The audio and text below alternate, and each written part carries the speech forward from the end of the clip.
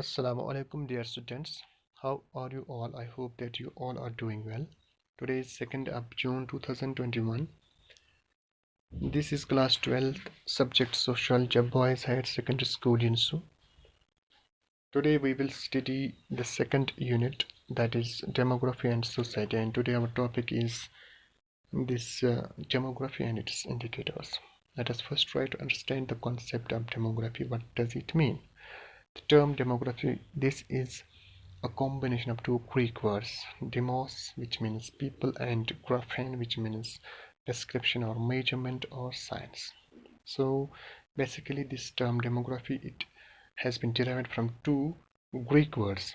The first part of it, demo, is from a Greek word demos, which means people or which means population, and the second part, graphy, is from a Greek word graphen, which means it means measurement, it means description, it means writing, it means science, it means study. So in its derivative sense or in its etymological sense, we can say demography means science of population, it means measurement of population, it means study of population, it means description of population. Thus demography is the scientific study of population of a country. Now demography means it is scientific study, it is systematic study of the population of a particular geographical area. For example, if we study the population of a country in a systematic way, in a scientific way, it involves definite set of rules, it involves definite set of principles, it involves scientific methods, scientific research. So we can call it demography. When we study population of a particular geographical area in a scientific way, we call it demography. जब हम किसी मुल्क की आबादी के बारे में या किसी खत्ते की आबादी के बारे में साइंसी तरीक़ाकार पर उसके बारे में पढ़ते हैं, उसके बारे में तहकीक करते हैं, तब हम कहते हैं कि हम उसे डेमोग्राफी कहते हैं. It is the study or statistical study of human population with reference to the size, territorial distribution, composition, changes and components of such changes which may be identified as natality, mortality, migration, mobility, and so on. Now, it is a systematic study, it is a study of human population, wherein we study about the size of population. Population size means the total population, the total people residing in a particular geographical area in a particular time. For example, in a particular year. For example, if we are studying about the size of population in India, we mean that what was the total population of India in 2020. This means the total population residing within a particular geographical area in a particular time period, usually in a particular year. Second part we study is territorial distribution, because the population of a particular area, geographical area, is distributed based on this geographical locations. For example, if we take example of India, here the northern plains, we can see that the population in northern plains is much more than those areas which are mostly hilly or mountainous. Similarly, we can say that territorial distribution here means how the population is distributed differently based on the geographical location of that area. Then there is composition, what the population is composite of. For example, we can say it is composite of female, based on sex, it is composite of female and males. It is composite of urban population, it is composite of rural population. It is composite of working class, it is composite of unemployed. So this is composition of population. Now the second aspect of this is we study about the changes and components of changes of that population and the impact of those changes on that population. For example, we study about the natality, the birth rate per thousand population per year. Similarly, we study about the mortality, the death rate per thousand per population per thousand population per year. Similarly, we study about migration, how much portion of population has migrated from one place to another place. Similarly, we study about mobility rate. Mobility is simply the upward or downward shift, in the stats of the individuals or the population. For example, we can say some people might have upward mobility in their status, and some might have downward mobility in their status. So simply we can say that the demography in demography we study about two aspects. Generally it is divided into two types. First is formal demography, which means that in formal demography we study about numbers and statistics. Normally, as I earlier said, that we studied about the total population, we studied about the population of female, population of male, population of working class, urban population, rural population. This is statistics. These are numbers. We study about the territorial distribution. What is the population of J&K? What is the population of northern part? What is the this population of eastern part? Similarly, we study about this composition of population. As I said, it urban. We said about this rural population, about females, about males, about this dependency ratio. These are basically statistics or numbers. But the second aspect of is that we studied about changes and components of changes. For example, what is the mortality rate, what is the fertility rate, what is the fecundity rate, what is the this migration rate, how many people have migrated, how many people have upward mobility, how many people have downward mobility, and how this whole component of changes have an impact on the population. This is known as social demography. This term demography was first of all used by a French writer, Achilles Gilead, which in 1855. Today we also call it as population study, but this term demography was first of all coined or used by a French writer, Achilles Gilead, in 1885. Thus, simply we can say demography is a scientific study of characteristics of human population. It has two different categories, or we can say two types.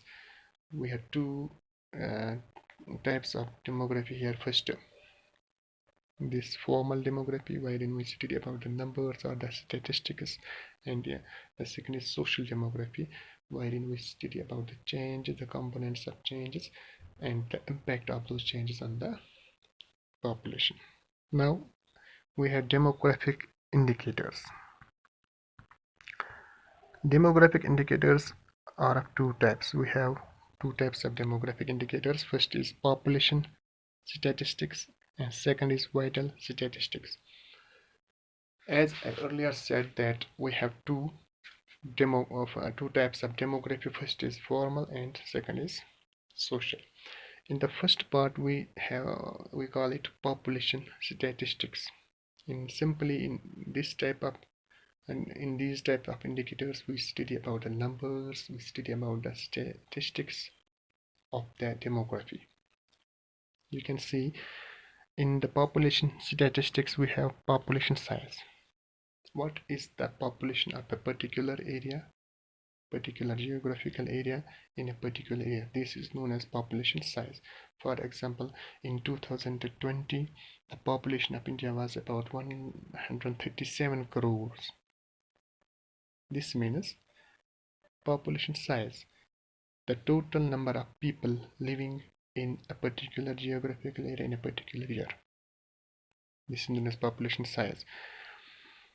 Then there is the second indicator is population density. Population density is usually it means the ratio of population to the surface area. How many people are residing in a particular, for example, in per square kilometer. This is a ratio of population to the area, to the surface area. For example, if there are 500 people are residing in within a surface area of 5 square kilometers, this means that their ratio will be 100 persons per square kilometer. Population density simply means the ratio of total population to the surface area. Usually we calculate it as the total number of persons, the total number of people residing per square kilometer. This is known as density of population or population density.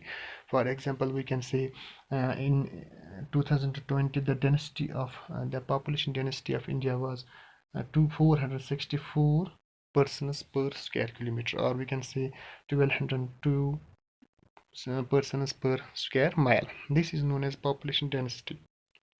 Then we have sex ratio. This means what is the portion of female population, what is the portion of male population. This is known as sex ratio, or we can say more strictly we say sex ratio means what is the ratio of female to the males, and usually we calculate it as number of female per thousand males in per thousand males per year. Number of females per thousand males per year. This is known as sex ratio. For example, we can say that in 2020 the number of this females per thousand males was 1.079 males. For example, we can say there were almost 1070 males in relation to the 1000 females, or we can say 1000 per 1000 males there were one per 1000 females there were 1079 males. This is known as sex ratio, the number of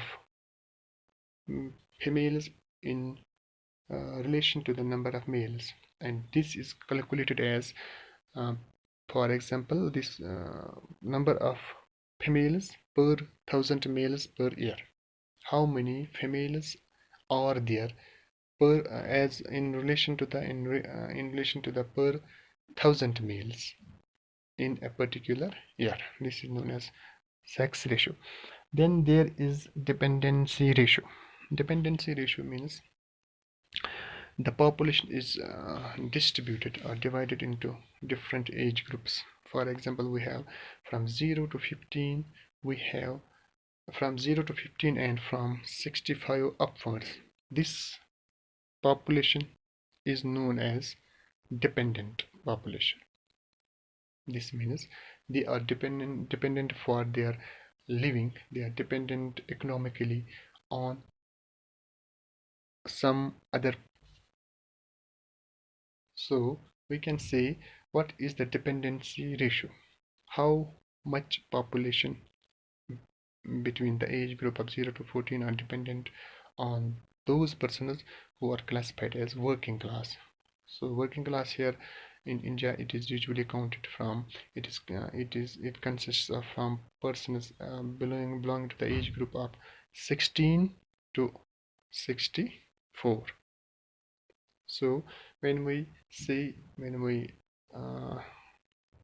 talk about dependency ratio, it is the population, the percentage of population belonging to the age group of 0 to 15 and 65 upwards.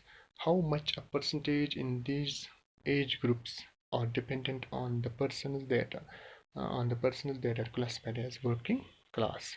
मतलब कि जैसे 0 से लेकर 15 साल तक जितने भी आबादी मतलब जितने भी लोग इस मुल्क में इस एरिया में रहते हैं, और 65 साल से लेकर जो 65 के ऊपर बाकी जो पॉपुलेशन इसकी आती है, उसमें से कितना परसेंटेज का पॉपुलेशन अपने इकोनॉमिक या हम कह सकते हैं मुआशी या वो दूसरों पर दारमदार करते हैं अपने लिविंग के लिए, अपने रोज़गार के लिए, हम कह सकते हैं कि अपनी ज़िंदगी को सहारा देने के लिए, अपनी ज़िंदगी गुजारने के लिए कितना परसेंटेज लोगों की इन दो ग्रुप्स में from 0 to 15 and from 65 upwards वो उस वर्किंग क्लास पर डिपेंडेंट होते हैं जिनकी जो एज ग्रुप है फ्रॉम 16 to 64, और जो 16 to 64 के दरमियान जो लोग आते हैं इस एज ग्रुप में उनको वर्किंग क्लास कहते हैं. So this is known as dependency ratio. Then we have another type, vital statistics. Inshallah, this type, these indicators we will